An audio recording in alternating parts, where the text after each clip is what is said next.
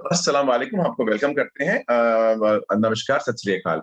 ये पहला जुमला है क्विज़ का और ये क्या कहता है? L'arrotolatore della cintura di sicurezza può essere disattivato o modificato dal conducente se crea fastidio al passeggero। इसका क्या मतलब होता है? अर्रोटोलातोरे ये आपकी सीट बेल्ट के आपने देखा होगा ना कि आपने बटन दबाते हो तो आपकी सीट बेल्ट खुद ब खुद रोल होके वापस जाती है।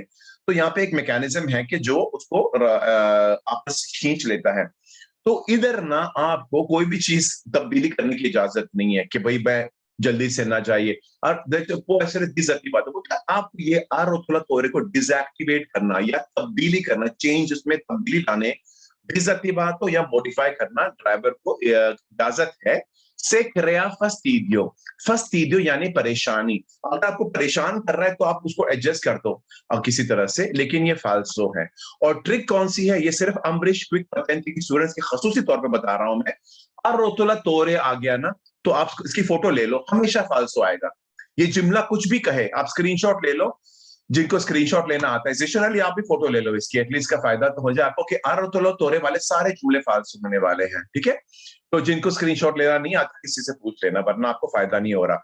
तो याद रखो, ये कह रहा है कि आप अर्रोटोलातोरे का आपको तब्दीली करने की इजाज़त है, लेकिन उसको हाथ लगाने की इजाज़त नहीं है, गैर कानूनी है ये।